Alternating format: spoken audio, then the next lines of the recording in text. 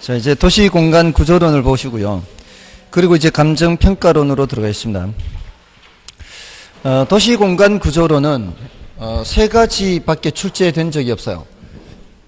이 지대로는 이거 말고도 이제 여러 가지가 나왔잖아요. 준지대, 경제지대 뭐 이렇게 출제가 됐는데, 도시공간 구조론은 이거는 동심원 이론하고요, 선형 이론하고요, 다핵심 이론하고 세 가지 외에 출제된 적이 없어요.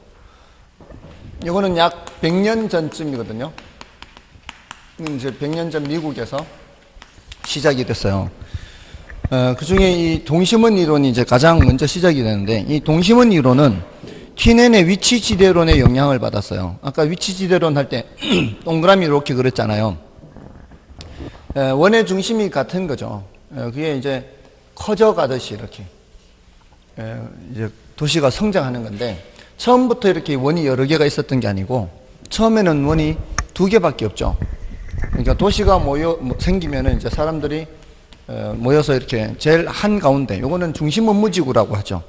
여기 교육, 행정, 이 경제, 이런 것들이 다 밀집되어 있는 중심 업무지구라고 하죠. 그 주변에 뭐가 있어요? 사람 사는 주거지죠. 자, 이게 이제 도시에 사람들이 더 몰려들면은 그 바깥이 개발이 되겠죠. 사는 곳을 더 바깥에 이렇게 마련하겠죠, 위치를. 그러면은 이 안쪽에 중심 업무지구의 용량이 어떻게 해요? 중심 업무지구의 용량이 모자라죠. 그래서 더 확장이 되겠죠. 확장이 돼도 갈 곳은 이 바깥에밖에 없잖아요. 그럼 여기는 어떻게 해서 이곳은 원래는 주거지였는데, 이런 이제 상업용이 침입을 하게 되죠. 그러니까 침입 계승 이렇게 설명을 해요. 침입을 하게 되면은 여기는 이제 주택가가 하나씩 상가로 바뀌어가는 데가 있고요. 점점 이제 낡아지는 곳이 생기겠죠. 낡아지더라도 새로 헐고 새로 주택을 짓지는 못하겠죠. 이게 지금 점점 상가로 바뀌어가기 때문에. 그러면은 아직 상가를 짓지는 못할 정도고, 낡아도 헐고 새로 집을 짓기도 못하고, 그럼 어떻게 되겠어요, 이게? 흐름한 주택가가 되는 거죠. 그럼 주거 환경이 별로 안 좋아지는 거죠. 도심의 뒷골목 생각하면 돼요. 미국 그 갱 영화 같은 거 나오면 도심의 뒷골목 있잖아요. 범죄 발생 빈도가 높고 질병 발생 빈도도 높고 그런 지역이 되어 가는 거죠. 자, 그러면은 여기 바깥에 사는 사람들 중에 여기가 지금 주거 환경이 별로 안 좋잖아요. 범죄 발생 빈도, 질병 발생 빈도 높고 하면은, 그럼 여기 사는 사람 중에 소득 수준이 높은 사람들은 더 바깥으로 나가는 거죠. 중산층, 중고소득층 이렇게. 그러면은 여기는 누구만 남게 돼요? 저소득층들이 남겠죠. 중고소득층, 중산층. 이렇게 해서 더 바깥에 이제 또 도시가 더 성장하게 되면은 통근자지대가 여기가 이제 형성이 되는 거죠. 그래서 제일 안쪽이 이제 천이지대라 그래요. 원래는 주거지였었던 곳이 이렇게 침입이 돼서 다른 곳으로 바뀌어가는 것을 천이지대 또는 전이지대 이렇게 표현을 해요. 그래서 도시가 이렇게 성장한다는 거죠. 근데 이 사람이 이제 주장한 건 전부 다 주거지예요, 주거지. 다 주거지 분화예요. 그 주거지 분화가 도시 내부 구조에 미치는 영향을 살펴본 거죠. 그리고 침입과 천이 경쟁, 침입, 이런 관점에서 보는 거죠. 도시 공간 구조를. 근데 도시가 이제 성장한다니 너무 지나치게 단순화돼 있죠. 어떻게 도시가 성장할 때 동그랗게 성장하냐 이 말이에요. 그래서 이걸 더 발전시키는 이론이 이제 선형 이론이죠.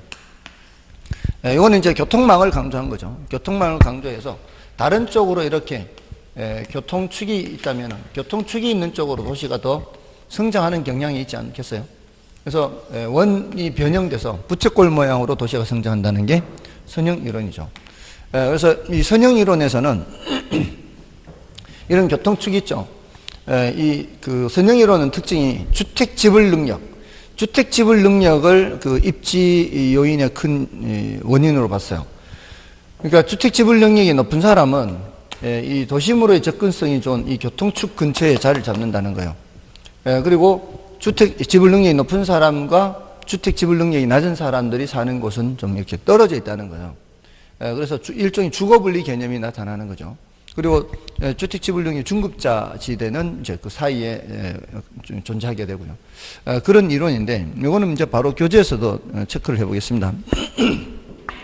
172쪽에 일단 동심원 이론부터 볼까요?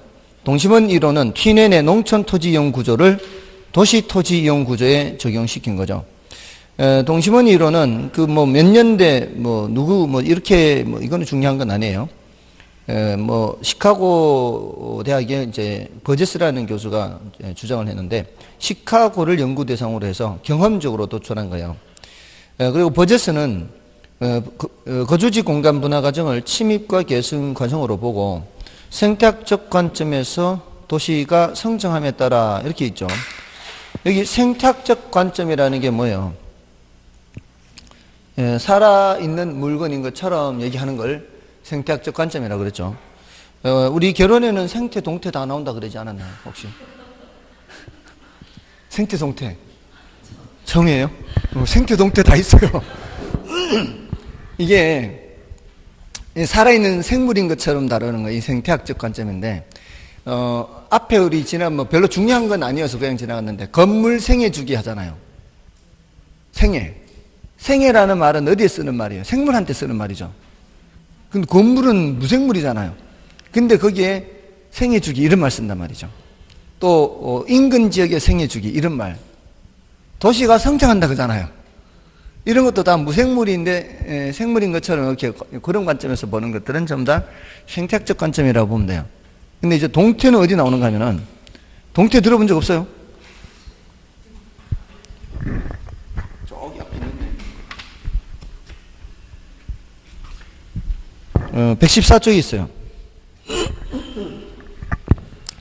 114쪽에 거미집 모형 보세요. 거미집 모형의 둘째 줄에 한자 있잖아요. 거미집 모형 의의 둘째 줄에 동태적으로 검토한다 그랬잖아요. 동태적으로. 이건 시간의 흐름을 반영하는 거예요. 시간의 흐름. 시간의 흐름을 반영한다. 그러니까 첫 번째 년도, 두 번째 년도, 세 번째 년도 이렇게 시간이 흘러가잖아요. 그 시간의 흐름에 따라서 제 모형이 어떻게 되는지, 수렴형이 되는지 또는 발산형이 되는지 그렇게 했잖아요. 맞아, 아니요. 아무튼 다 이것도 있고 저것도 있다고요. 다시 172쪽에 오시면은 다음에 이제 동심원 지대를 이제 체크를 해야 되겠죠. 동심원 지대에서 1지대에서부터 5지대까지 순서를 기억을 해야 됩니다. 순서를 몇 번 물었어요. 순서를 이걸 생각하면 별로 어렵지 않죠. 요 처음에 시작했던 것에서 이렇게 펼쳐지는 걸 생각하면은 그 과정이 어렵지 않잖아요. 중심 업무지구 주변에 원래 주거지였는데 다른 걸로 바뀌어가는 거를 천의지대, 그 주변에는 저소득 주거지대, 중고소득 주거지대, 통근자지대 이렇게. 다음에 내용을 보시면 도시 성장 구조를 설명하는 가장 오래된 실증적 모형이에요. 실증적이라는 얘기는 시카고의 현실의 도시를 연구했기 때문에 실증이라고 하죠. 다음에 거주지 분화 현상이죠. 거주지 분화 현상. 그 연구를 통해서 도시 팽창이 도시 내부 구조에 미치는 영향을 설명했고요. 도시는 그 중심지에서 동심원상으로 확대되어 성장하며 중심지에서 멀어질수록 접근성 지대 및 인구 밀도가 낮아지는 반면 범죄, 인구이동, 빈곤 및 질병 등 도시 문제가 적어지겠죠. 반대로 안으로 들어갈수록 그런 문제가 많아지겠죠. 비판은 도시 성장 구조를 지나치게 단순한 이론이고요. 시카고 시만 대상으로 한 연구이므로 도시 공간 구조에 대한 일반성이 결여되어 있습니다. 그리고 실질적으로 도시는 주요 도로망에 따라 토지 이용 형태와 직가가 달라지죠. 즉 도시는 교통망에 따라 원이 아니라 별 모양으로 성장해요. 교통망을 이제 전혀 보질 않았잖아요. 그리고 중심 업무지구는 불규칙적인 크기를 가지며 원형이라기보다는 장방형 또는 정방형 또는 장방형이다. 정방형은 정사각형, 장방형은 직사각형을 말하는 거죠.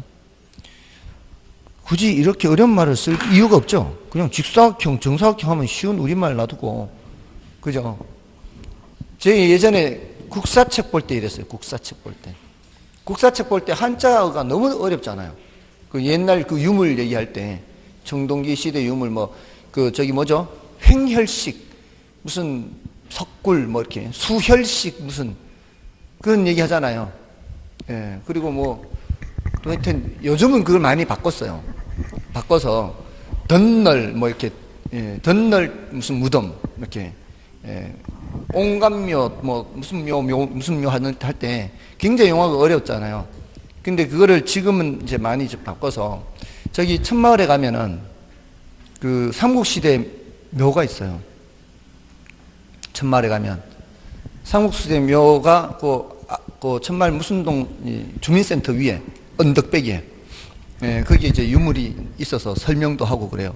보면은 위에서 유리로도 이렇게 내려다 보게 이렇게 하고 그 안쪽으로 이렇게 들어갈 수도 있게 해놓고 해놓은 데가 있어요. 가까이 그런 데가 있어요. 거기도 있고 저기 석장리도 있잖아요. 공주 석장리도 있고. 아무튼 그게 용어가 너무 어려워서 그래서 또 국사를 싫어한 것도 있어요. 아무튼 국사 정말 싫었어요. 아니 제가 오죽해 하면 국사를 이제 국사가 제일 점수 까먹는 거니까. 그러니까 이제 과목별로 제가 이제 늘 목표는 올수가 목표예요. 근데 안 되는 이유가 국사 세계사 이런 것 때문에. 국사 세계사 미술 이런 거 이런 것 때문에 안 되면은. 그러니까 국사는 오죽하면 제가 이 책을 통째로 외웠다니까요. 그렇게 메우려고 막 했는데도 안 돼. 책이 없는 게 나오니까. 그렇게 외웠는데도 안 돼. 뭔가 암기하듯이 했는데도 안 돼요. 그러니까 저로서는 도저히 이해가 안 되는 거예요. 그러니까 국사를 잘하는 애들이 이해가 안 돼. 어떻게 국사를 그렇게 잘하는지 알 수가 없어요. 이게 교과서에도 나오지도 않는 얘기를 어떻게 아는지 모르겠어. 수업 시간에 이제 선생님이 말씀해 준 게 다 들어가는 거겠죠. 그런 애들은. 아무튼, 그 이후에 이제 그 국사에 조금 관심을 갖게 돼서 서울에 살 때 우연한 계기로 태릉 선수촌을 갔어요. 태릉, 그 주변에 제가 살고 있었는데 태릉이 보이길래 이게 태릉이 뭘까? 능이라는 건 알고 있으니까 이게 여기 누가 묻혀 있지? 태릉. 태릉 선수촌이 있는 데 있잖아요. 그 태종이 묻혀 있는 곳은 헌인릉이에요. 헌인로 있잖아요. 헌인로. 그 헌인릉하고 그 서울에 그 용인과 서울을 연결하는 고속도로 놓은 게 있어요. 그게 헌인릉으로 가는 거. 그게 태종무덤이에요. 거기는. 그건 태종무덤이고 태릉을 갔는데 그 문정왕후 무덤이라고 돼 있어요. 문정왕후. 여인천하에 나오는 조선시대를 통틀어서 가장 막강한 권력을 휘둘렀던 여자. 전인아가 출연했던. 전인아로 알죠. 문정왕후 전인아. 소윤, 대윤 나오잖아요. 중종의 부인이 첫째 부인, 둘째 부인 둘 다 윤씨예요. 둘 다 윤씨, 파평윤씨. 근데 윤씨인데 첫째 부인이 낳은 아들, 둘째 부인이 낳은 아들 이렇게 해가지고 이제 서로 왕 시키려고 그럴 거 아니에요. 근데 그 첫째 부인이 낳은 아들이 인종이에요. 인종. 그 다음에 둘째 부인 윤씨, 소윤이죠. 소윤. 대윤의 아들이 인종. 잠깐 동안 하다가 죽어요. 그리고 이제 소윤인 그 아들인 둘째 부인이 명종이 이제 오랫동안 하죠. 근데 그 중종 부인이 거기 묻혀 있다는 거예요. 그래서 여기가 이 사람이 묻혀 있구나. 근데 원래 태강릉이에요. 태릉도 있고 강릉도 있어요. 근데 태릉도 있고 강릉도 있는데 이제 줄여서 태릉 이렇게 부르는 거죠. 강릉은 그 중종의 아들인 명종의 무덤이에요. 그러니까 중종이 자기 남편하고 안 묻혀 있어. 남편이 별로 싫은가 봐. 남편하고 안 묻혀. 남편은 어디 있는가 하면 선릉 있죠.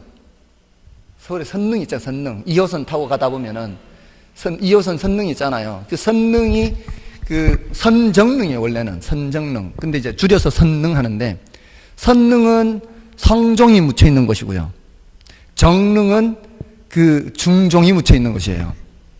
그러니까 중종은 거기 있고 남편은 거기 있고 선릉에 있고 부인이 태릉에 묻혀 있는 거죠. 아무튼 자기 아들하고 같이 있는 거예요. 근데 그 조선시대를 통틀어서 막강한 권력을 휘둘렀던 여자잖아요. 그러니까 얼마나 살아있는 동안에 이 막강한 여자가 권력을 휘둘렀겠어요. 이 섭정부터 했으니까 명종이 어릴 때부터 저걸 했으니까 섭정을 했잖아요. 그 섭정하는 동안에 강력하게 이제 한 거죠.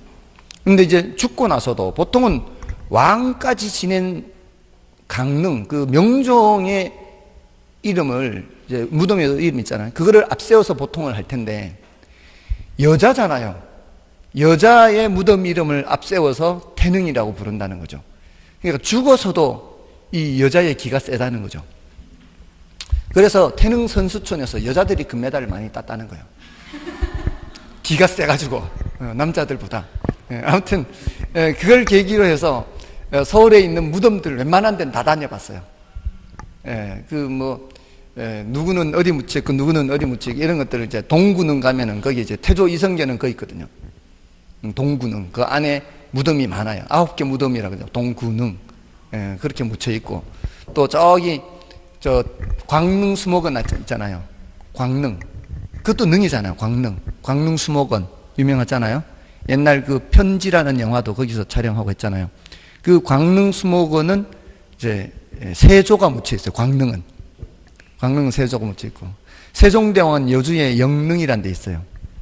그리고 정조 사도세자는, 정조하고 사도세자는 수원에, 거기 이제 수원에 묻혀 있어요. 그게 윤건릉이라고 해서 거기 있고, 또 저기 단종은 저기 제일 멀리 영월에가 있잖아요. 유배됐다가 거기서 죽임을 당해서 장릉이라고 하죠. 그러니까 웬만한 데는 다 다녀봤어요. 그리고 그 왕을 낳았지만 능으로 이제 무덤을 못 쓴 여자가 있어요.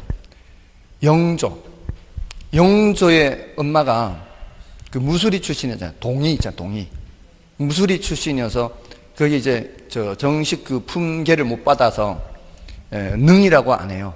거기는 이제 소령원이라고 해서 그 원자를 붙여서 이렇게 무덤을 만들거든요. 아무튼 그런 이제 여러 가지 무덤이 있고, 좀 안타깝게 죽은 광해군이나 광해군도 이제 뭐 그런 정치적인 어떤 저게 또 있다 하지만 광해군이 묻혀 있는 무덤도 가봤고요. 연산군도 있고, 이 군들, 아무튼 서울 주변에 무덤이 다 있을 거 아니에요. 그러면서 이제 여기 다니고 저기 다니면서 이제 사람 이제 스토리가, 이 사람은 누구를 낳고 거기에 어떤 역사적인 배경이 있었고 이러니까 이제 조금 보여 이제. 그래서 이게 이렇게 되는구나. 그래도 국사 시험 치면은 못 보겠지만 그래도 역사가 좀 재밌구나. 이런 이제 느낌이 와요. 그러니까 지금 여러분들이 아무리 결혼이 재미없어 보여도 자꾸 하다 보면은 또 이렇게 괜찮아질 수 있거든요. 그러니까 부지런히 해보세요. 자, 아무튼 선형 이론 넘어가시고요. 선형 이론은 1939년, 이건 뭐 연도 별로 중요하지 않아요. 호이트라는 사람이 주장했는데, 동그라미 2번의 선형 이론은 동심원 이론을 수정 보완한 것으로서 도심으로부터 교통축을 따라 접근성이 달라지며 그 결과 지가가 달라진다고 보았기 때문에 주택지대 구조는 교통망축을 따라 확장되어 원을 변형한 모형인 선형으로 도시가 성장한다고 했다. 그 교통축을 봤다는 거죠. 특징이 교통축을 봤고요. 그 다음에 이제 넘어가시면은 바로 2번의 내용에서 도시 공간은 교통노선을 따라 불규칙적으로 부채꼴 모양으로 확대되어 배치되고요. 도시 주거공간의 유형을 결정하는 가장 중요한 요인은 주택가격 지불 능력이다. 자, 이걸 봤다는 거죠. 주택가격 지불 능력을 봤다는 거예요. 그래서 이 사람이 강조한 게 밑에 동그라미 3번에 고급주택은 접근성이 양호한 교통망축에 가까이 입지하고, 중급주택은 고급주택의 인근에 입지하는 것이 보통이며, 저급주택은 최고급 수준 주택의 반대편에 입지하는 경향이 있다. 그러니까 저급주택이 그 일종의 주거분리 현상이 나타나는 거죠. 그래서 밑에 그림의 오른쪽으로 뻗어진 날개 있죠. 그 오른쪽으로 뻗어진 날개의 5번이 바로 고급주택 지구고, 그 위아래 4번이 중급주택 지구죠. 그리고 동심원 이론에서 천이지대에 해당하는 것 보세요. 동심원 이론에서 천이지대에 해당하는 곳, 지금 3번으로 돼 있죠. 중심 업무지구 바로 바깥에, 중심 업무지구가 1이잖아요. 그 바로 바깥에 3번이 있잖아요. 여기 주거 환경이 좋은 곳이라고 그랬어요? 안 좋은 곳이라고 그랬어요? 안 좋은 곳이라고 그랬죠. 자, 여기도 일부가 있고, 3번 저급주택 지구가 여기도 일부가 있고, 그 다음에 그 3번이라는 것이 2번을 감싸고 있죠. 2번이 왼쪽 위아래로 펼쳐진 날개 있잖아요. 2번을 3번이 감싸고 있잖아요. 그 소리는 2번이 뭐예요? 2번이 도매 경공업지구, 여기 공장 같은 게 있단 말이에요. 그런 공장 같은 데서 일하는 근로자들이죠. 그 근로자들이 어디 사는 거예요? 그 3번에 사는 거죠. 그러니까 이 2번과 3번은 이제 함께 있는 거죠. 그러면서 고급주택가와는 이제 반대로 떨어져 있잖아요. 그러니까 4번에 뭐라고 돼 있어요? 4번에 제조업지역과 저소득지역은 보완적으로 입지, 이렇게 돼 있죠. 보완적으로 입지 뭐야? 함께 있다 이 말이에요. 그리고 고소득지역과 제조업지역은 상반된 지역이죠. 그러니까 대체로 저소득층하고도 이렇게 떨어지게 되는 거죠. 다음에 이제 비판은 선형 1호는 주거지 입지 결정과 변화를 설명함에 있어서 고소득층 고급주택지를 지나치게 강조한 이론이다. 이런 이제 비판을 받고요. 다음에 이제 다익심 이론에서는 다익심 이론이란 도시는 하나의 중심이 아니라 여러 개의 전문화된 중심으로 이루어져 있다는 거죠. 그래서 그 동그라미 2번에 이것도 뭐 연도나 사람 이름은 중요하지 않은데 뭐 습관적으로 해리스와 울만 이렇게 얘기를 합니다. 그래서 두 번째 줄 보시면은 이들은 도시의 토지 이용 유형은 동심원 이론이나 선형 이론처럼 단일의 중심 업무지구를 핵으로 발달한 것이 아니라 몇 개의 분리된 핵이 점진적으로 통합됨에 따라 전체적인 도시구조가 형성된다라고 했죠. 여기서는 이제 핵의 성립 요인을 체크를 해야 되죠. 그 핵의 성립 요인이 동그라미 1, 2, 3, 4 이렇게 있는데 그 순서하고 똑같지는 않지만 제가 수업할 때는 동종업종, 이종업종, 그다음에 특정 위치나 시설을 필요로 하는 경우 특정 위치나 시설 주변에 핵을 만들고요. 지대 지불 능력 이렇게 얘기하죠. 지대 지불 능력이 높은 업종과 지대 지불 능력이 낮은 업종. 그러니까 동종업종들은 한데 모여 입지하는 것이 유리할 수가 있잖아요. 그러면 이제 모여서 하나의 핵을 만들고요. 또 이종업종은 서로 이해가 상반되기 때문에 같이 옆에 있을 수가 없어요. 그러면 이제 떨어져서 핵을 만들게 되는 거고요. 그다음에 특정 위치나 시설을 필요로 하는 경우, 뭐 예를 들어 법원 근처에 뭐 변호사 사무실이 많다거나 이런 거는 그 주변에 핵을 만들게 되는 거죠. 그다음에 지대 지불 능력이 높은 금융업종 같은 거는 도시 한복판에 자리를 잡죠. 근데 공장 같은 건 대체로 어디요? 외곽에 자리를 잡잖아요. 그런 것들이 핵을 여러 개를 만드는 원인이 되는 거죠. 자, 이런 것을 체크를 하면 되겠고요. 다음에 그 평가를 보시면은 동심원 이론이나 선형 이론과 다익심 이론은 서로 배타적인 것이 아니고 도시 성장 구조 설명에 있어서 서로 연관되어 있으며 동심원 이론을 수정한 것으로 보고 있습니다. 그리고 현대 도시의 도시경과 내부 구조는 다익적 면을 보이고 있으므로 현대 대도시 도시공간 구조를 설명하기에 용이하다 이렇게 볼 수 있죠. 이것도 예제를 좀 보겠습니다. 도시공간 구조이론에 관한 설명으로 틀린 것은 호이트의 선형 이론에 따르면 주택 지불 능력이 낮은 사람들은 어디에 있어요? 그 주택 지불 능력이 낮은 사람들은 제조업 주변에 있거나 뭐 이렇게 있죠. 그 제조업 지역과 상호 보완적으로 입지한다 그랬잖아요. 낮을수록 고용 기회가 많은 도심 지역과 접근성이 양호한 지역의 주거 입지를 선정한다.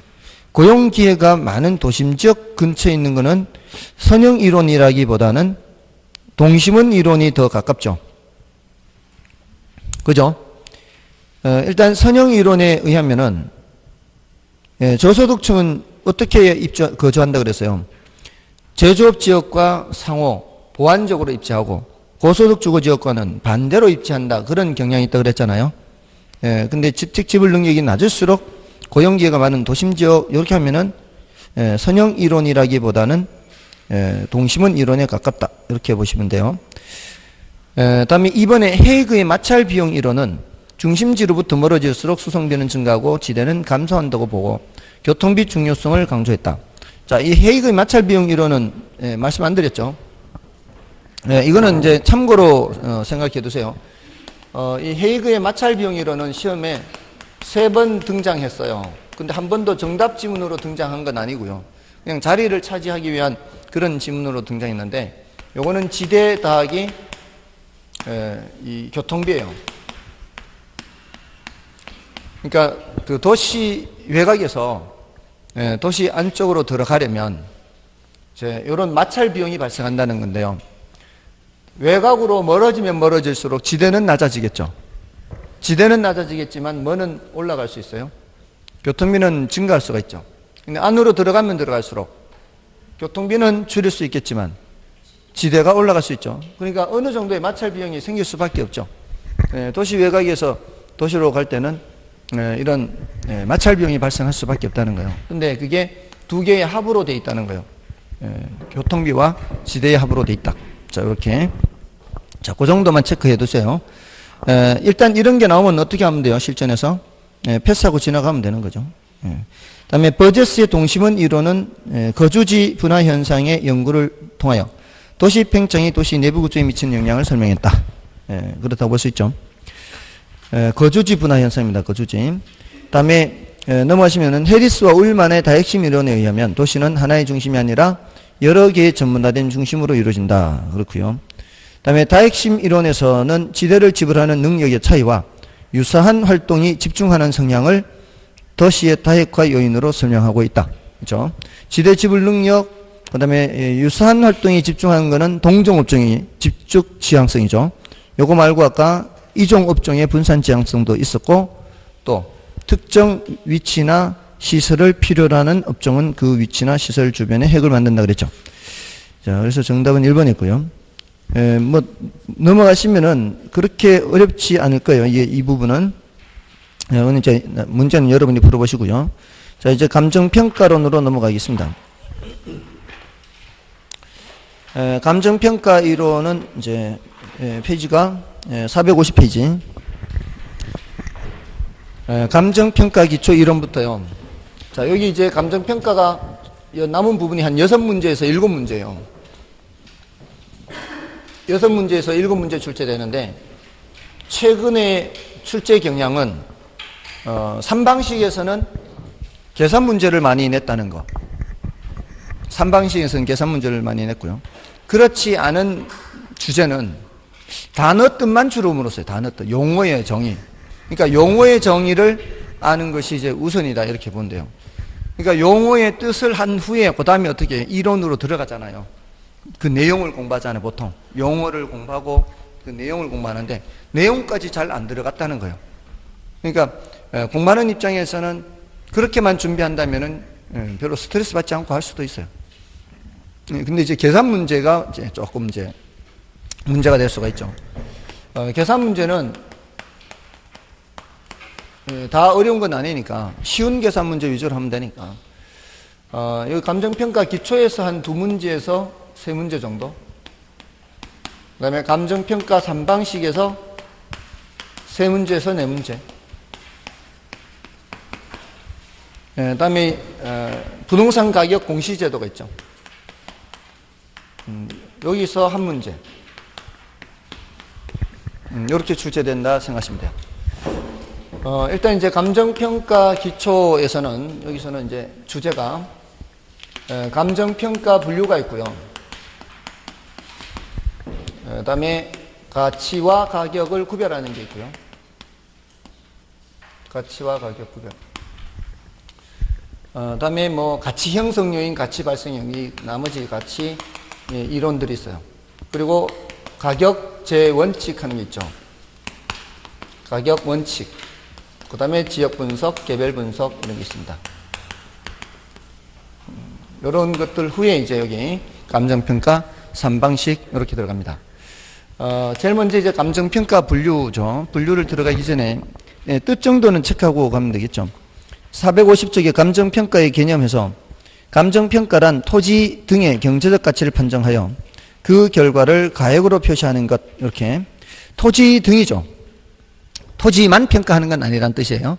토지 등 하면 토지 외에도 다른 물건도 있다는 뜻이에요. 그리고 경제적 가치죠. 경제적 가치. 가치를 판단하는 거예요? 가격을 판단하는 거예요? 가치를 판단하는 가치. 경제적 가치. 다른 가치가 아니고 경제적, 문화적 가치, 무슨 뭐 보존 가치 이런 게 아니라 경제적 가치예요. 그리고 그 결과를 뭐로 나타내야 돼요? 가액으로 표시를 해야죠. 자, 그게 바로 감정평가입니다. 다음에 괄호 2번은 뭐 몰라도 돼요. 관계없고요. 자, 이제 감정평가 분류죠. 자, 이 감정평가 분류에서는 그 공적평가와 공인평가. 자, 요거는 공적평가를 생각할 때 늘 공적기관이 평가한다 이렇게 기억하세요. 공적기관이 평가한다는 건 결국 공적기관에 소속된 공무원이 하는 거죠. 그러니까 공적평가는 결국 공무원 평가다 이 소리예요. 근데 공인평가는 공무원 아니죠. 자격을 부여받은 개인이 하는 것이지 공무원은 아닌 거예요. 그렇게 이해를 하면 좀 훨씬 수월할 것이고요. 그다음에 필수평가, 임의평가는 반드시 해야 되느냐 안 해도 관계없느냐 이거잖아요. 그리고 공익평가, 사익평가는 뭐겠어요? 공익 목적에 제공이 되느냐 사익 목적에 제공이 되느냐 이거잖아요. 그러니까 뭐 별로 이것도 어려운 거 아니고요. 법정평가는 뭐예요? 법률에 규정해놓고 이 소리죠. 법규, 그게 줄임말이잖아요. 법률에 규정해놓고. 다음에 그 법정평가는 대체로 공익평가나 필수평가하고 연결이 되겠죠. 왜 반드시 해야 돼요? 공익과 관련돼 있으니까. 그런 거는 법에 정해놔야 되겠죠. 규정을. 그래서 연결이 된다. 이렇게 보시면 돼요. 그 다음에 이제 업무 기술상 분류에서 여기에 이제 조금 더 중요하죠. 현황평가, 조건부평가, 현조 기소죠. 현황평가가 뭐예요? 현재 상태대로 평가하는 거죠. 조건부평가는 뭐예요? 현재 상태대로 평가하는 게 아니라 어떤 조건이 성취될 것을 전제로 해서 하는 평가가 조건부평가예요. 그 다음에 기한부평가, 소급평가. 현황평가의 대표적인 게 건부지평가죠. 건부지가 뭐예요? 건부지. 지상에 건물이 있는 땅을 건부지라고 하죠. 지상에 건물이 없는 땅을 뭐라 그래요? 낮이라고 하죠. 지상에 있는 건물과 건부지를 함께 부를 때 뭐라 불러요?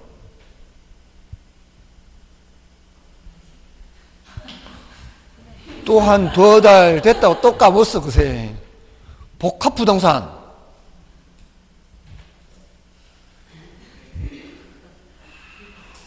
정말 다 까먹었어요. 생각나요? 복합부동산. 이제 습관이 돼요, 습관이. 밑에 있는 땅하고 지상에 있는 건물을 함께 부를 때는 복합부동산. 복합 개념 부동산하고 구별해야 된다 그랬잖아요. 복합 개념 부동산은 부동산을 파악을 할 때 어떤 부동산 현상이나 부동산 활동을 파악할 때 법적인 측면, 경제적인 측면, 기술적인 모든 측면을 다 살펴볼 때의 부동산 개념이 복합 개념 부동산이고, 복합 부동산은 토지와 건물을 함께 부를 때 쓰는 말이고. 됐나요? 건부지평가는 약간 실망했어요. 이 정도로 기억 못할 것 같지는 않았는데 건부지평가는 지상의 건물 때문에 땅값이 떨어지거나 땅값이 올라가거나 이런 현상이 나타난다 그러지 않았나요? 건부 증가, 건부 감가 이런 말 한다 그랬잖아요. 그게 무엇 때문에 나타나는 현상이에요? 지상의 건물 때문에. 그러니까 건물 상태를 본다 안 본다? 건물 상태를 본다는 거죠. 그 상태를 보기 때문에 현황평가죠. 근데 건물이 있는데도 불구하고 건물이 없는 것처럼 하면은 그건 뭐예요? 그거는 조건부평가죠. 그게 무슨 평가요? 건물이 있는데 건물이 없는 것처럼 하면은. 건물이 없는 땅 무슨 땅? 낮이라고 그러죠. 낮이. 건물이 없는 땅 낮이. 근데 지금 현재 낮이에요, 낮이가 아니에요. 지금 현재 낮이가 아닌데 낮이인 것처럼 생각하고 이게 낮이 상정이라고. 낮이 상정. 됐나요? 낮이 이 상상하다 할 때 상자에 이게 상상하는 거. 낮이 상정해서 평가한다. 자, 여기 이제 조건부평가, 위에는 이제 현황평가죠. 근데 현황평가를 할 때 일시적 이용이나 불법적 이용은 제외해야 돼요.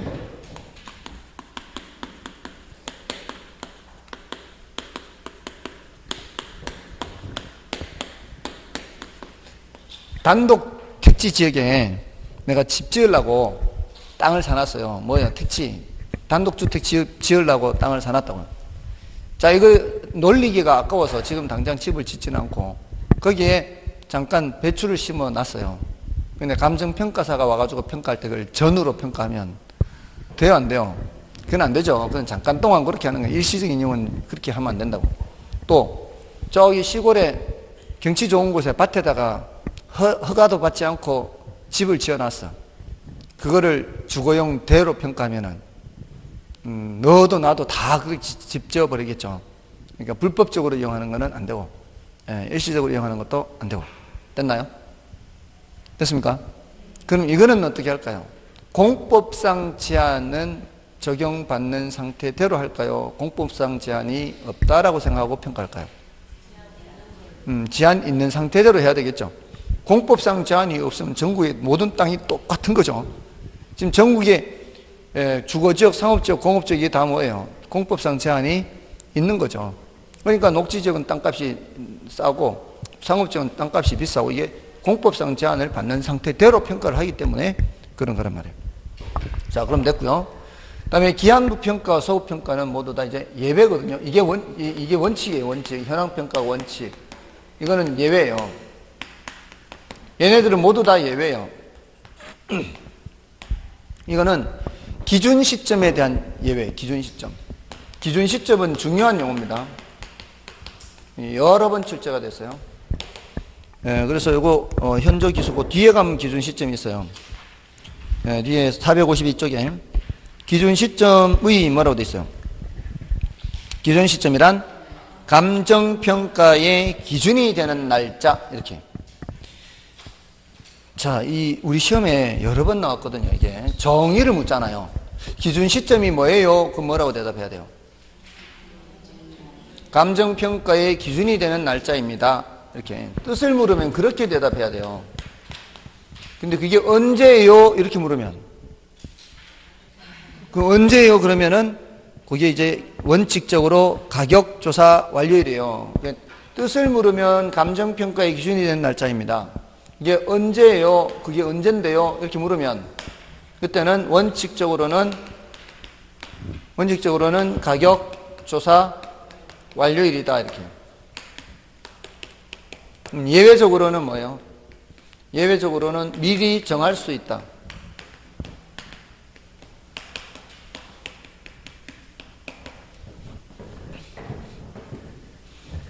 미리 정하는 게 뭐보다 미리? 가격조사가 완료되기 전에 미리. 이거는 가격조사가 가능한 경우에 할 수 있어요. 가격조사 가능한 경우. 보통은 의뢰할 때입니다. 보통은. 의뢰할 때. 지난 1월 1일 가격 구해주세요. 이렇게. 지난 1월 1일 가격 구해주세요. 이건 무슨 평가? 소급평가. 앞으로 다가올 10월 1일 가격 구해주세요 하면은 기한부 평가. 경우에 따라 기한부 평가를 할 때도 있고 소급 평가할 때도 있어요. 보통 법적 분쟁이 발생해서 평가를 할 때는 소급 평가가 많아요. 뭐 상속 문제라든가 이런 것들, 이 지나간 과거의 법적 분쟁이 발생하는 것을 이제 평가할 때는 그럴 수 있고요. 기한부 평가는 어떤 경우에 있을 수 있는가 하면은 여러분들 환지 지난번에 말씀드렸죠. 환지. 땅을 교환할 때 환지 계획이 미리 나와 있어야 되지 않나요? 환지 계획이 미리 나와 있어야 거기에 따라 환지 처분을 하잖아요. 그럼 환지 계획을 세울 당시에 공사가 완료된 거요? 아직 완료되지 않은 거요? 완료되지 않았으니까 계획이잖아요. 근데 내가 내놓는 땅이 얼마짜리 내놓고 나중에 돌려받는 땅 얼마짜리 돌려받는다. 그 나중에 돌려받을 땅값을 미리 계산해야 되지 않나요? 그래 교환하는 거 아니에요. 그런 경우는 이제 예외적으로 이 기한부 평가가 될 수도 있죠. 나중에 공사가 완료됐을 때 미래. 자, 아무튼 이렇게 해서 기준 시점 함께 기억하시고요. 다음에 그 밑에 괄호 3번에 감정평가에 관한 규칙상 평가. 자, 이거는 1, 9, 부 이렇게. 이거는 이제 원칙이 개별평가 원칙이에요. 개별평가 원칙인데 이 개별평가 원칙이라는 얘기는 지상의 건물, 토지, 등기부가 각각 있기 때문에 원칙적으로 건물은 건물대로, 밑에 토지는 토지대로 각각 하는 게 원칙이란 말이에요. 그런데 예외적으로 일괄평가, 구분평가, 그다음에 부분평가가 예외적이라고요. 예외. 일괄평가, 구분평가, 부분평가의 각각의 키워드 기억하면 되겠죠. 일괄평가는 한꺼번에 하는 거 아니에요. 그 키워드가 뭐예요? 일체로 거래되거나. 일체로 거래. 요 단어. 용도상 불가분 관계. 요 두 가지. 불가분 관계. 자, 그렇게 해서 봐주시면 되고요. 그래서 그 의에 있죠, 의에. 의의 첫 번째 줄 끝에 일괄평가 의의 첫 번째 줄 끝에 일체로 거래 두 번째 줄에 불가분 관계 이럴 때 할 수가 있죠. 다음에 밑에 그 예를 보시면 일괄평가에 여러 개 필지가 하나의 획지로 구성되어 있을 경우에는 일괄하여 평가할 수 있죠. 앞에 우리 필지 획지 할 때 했죠. 여러 개 필지지만 하나의 획지가 될 수 있잖아요. 하나의 획지일 때는 일괄평가한다 그랬죠. 또 단독주택 등과 같은 복합부동산은 대지와 건물을 일괄하여 평가할 수 있죠. 그리고 여기는 없지만 추가해도 되죠. 아파트예요. 여러분들 아파트 팔 때 그 아파트에 대지권이 있고 건물 부분이 있지 않나요? 그걸 각각 평가해서 판매하나요? 팔는? 그거 아니잖아요. 그냥 아파트 그냥 팔죠. 그거는 뭐예요? 대지권과 건물 부분을 일괄해서 평가하는 거죠. 그러니까 구분 소유 대상이 되는 건 전부 다 무슨 평가로 보면 돼요? 구분 소유 대상이 되는 건 전부 다 일괄 평가다. 아파트형 공장 이것도 마찬가지죠. 이거 각 호별로 이거 따로 분양을 하면 등기부가 있을 거 아니에요. 각 호별로 등기부 있으면 그 각각에 대해서 일괄 평가를 하게 되는 거죠. 맞나요? 대지권과 건물 부분. 자, 그럼 됐고요. 다음에 그 구분 평가는 키워드가 가치를 달리하는 부분이죠. 가치를 달리하는 부분은 무슨 평가? 구분 평가한다 이렇게. 주상복합 건물은 이제 구분해 평가할 수 있죠. 상가 부분과 주택 부분 이렇게. 그다음에 부분 평가는 뭐예요? 부분 평가는 키워드가 그 두 번째 줄 끝에 있죠. 특수한 목적 또는 합리적인 조건이에요.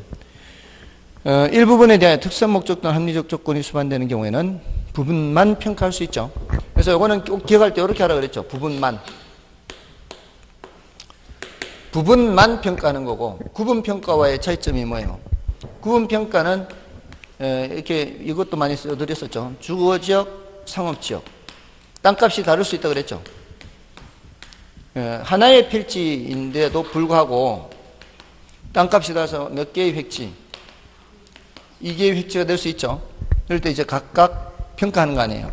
근데 부분평가는 일체로 이용되고 있는 물건의 일부만에 대해서, 이게 부분평가죠. 구분평가와 부분평가의 차이점이 뭐예요? 이거는 요 부분만 하는 거잖아요. 요 부분만. 여기는 안 하잖아요. 근데 여기는 하나를 다 하는 거죠. 각각 나누어서 하는 거는 구분평가. 부분평가는 부분만 하는 평가. 됐죠? 자, 이렇게 이제 비교하시면 되고요. 그 감정평가서 작성을 보십시오. 일괄평가, 구분평가, 부분평가를 하는 경우 그 이유를 감정평가서 작성 시 감정평가의 산출 근거 및 결정 의견에 포함해야 한다. 자, 왜 그러겠어요? 이게 원칙적인 평가가 아니잖아요. 원칙은 개별평가인데 예외적인 평가를 하고 있죠. 예외적인 평가를 하고 있으니까 감정평가서에 그 의견을 포함시켜야 되는 거죠. 다만 뭐 부득이한 경우에는 그 이유를 적고 일부를 포함하지 않을 수도 있고요. 됐습니다. 이 정도면 됐고요. 뒤에 이제 가격 이론 나오죠. 가격 이론은 좀 쉬고 하겠습니다.